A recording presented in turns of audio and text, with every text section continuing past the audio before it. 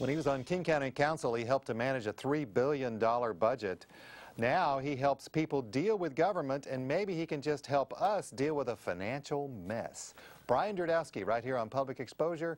I'm Stan Emert. And Brian, it's been some time since you've been on the show, but thank you for coming back. Always have a great time here. And you now own Public Interest Associates? Public Interest Associates, and what we do is we gather talent and we apply it to nonprofit groups, and we also work with the private sector and good people that are running for office, only the good ones. Okay, well, let's just get right to a big bad problem right here. It starts right here in King County. As far as I'm concerned, though, we've got a financial problem in King County. At least the financial problem has impacted us. Let's go to that slide. And then that has grown to the United States, and it's grown to the world, and what we've got is a financial meltdown and a financial bailout. How did it get there? Well, you and I have been predicting this for years. We've been talking about this. 5 years ago, I read a UN report that said that the price of housing in the United States was 40% overvalued, and that was 5 years ago. But what we have now, Stan, is not a housing crisis. We do not have a liquidity crisis. And I'll tell you what I mean by that. This problem has been caused because of excessive liquidity. You know, I did a study the other day, and the UN had some numbers indicating the value of everything in the world, all the assets, all the natural resources, the whole works. That number is around $650 to $700 trillion. The number of derivatives, just derivatives, we're not talking about stocks, we're talking about derivatives, is about $650 trillion. And that number went from 100 trillion 6 years ago to 600 trillion now. That means that this paper value that people were carrying on their balance sheets as an asset equaled the total value of everything in the world. This is nuts. If you take the stocks, if you take all the money that's out there, there's a 20-to-1 leverage. That means that there's 20 times more paper than there is value. In other words, if everything's worth $700 trillion, multiply that times 20, and that's what you have in terms of paper that purports to have a claim on assets. Okay, so why doesn't the world then just declare bankruptcy and start over? Well, it basically is, except it's going to do it in subtle ways. It's going to do it through inflation. It's going to do it through kind of a rolling bankruptcies.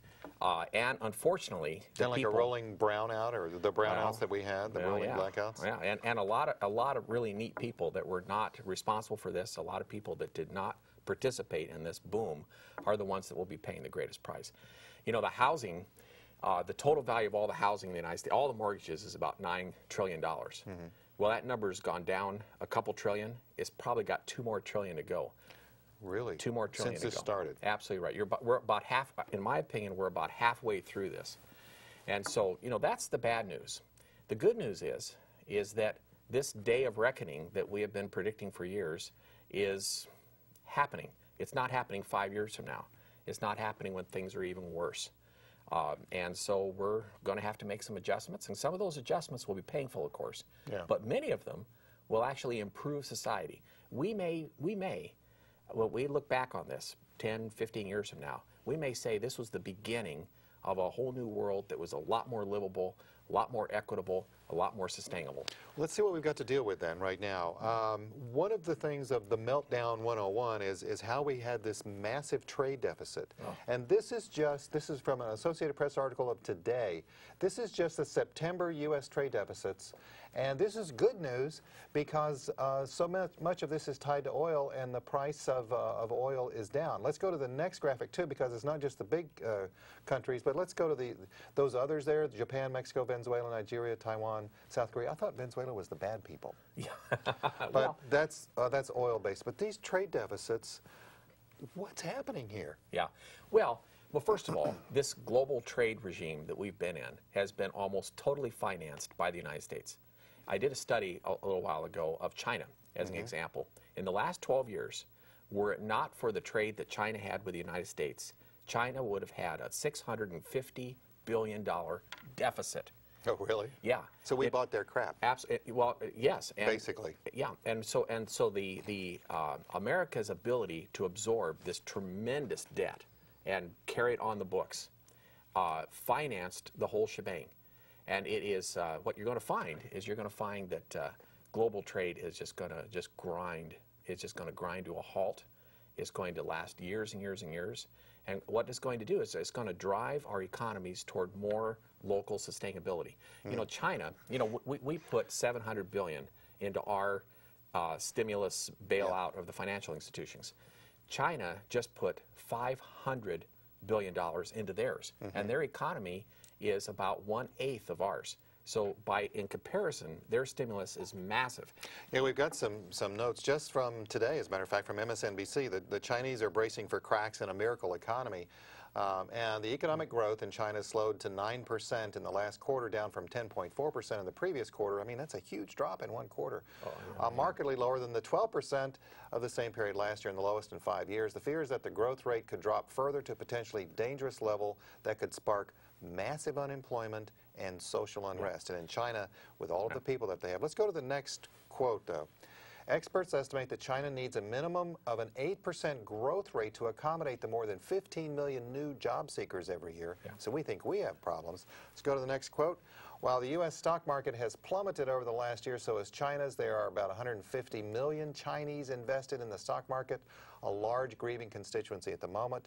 Final quote from this article is, in addition, there's more than 80 million Chinese are directly employed by the construction industry, which is suffering a slump as property values tumble and real estate. So in China, properties tumbling too. And in Beijing alone, the housing sales have plunged by 70%.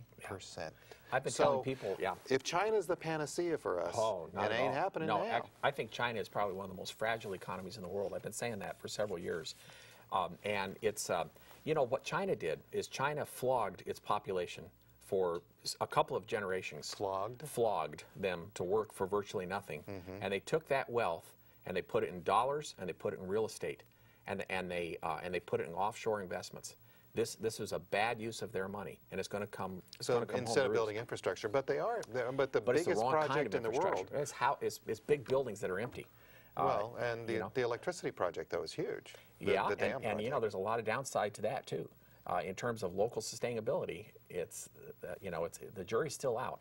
I think no one can know what the end game is, but I think that the trend is going to be more toward regional, local, sustainable economics.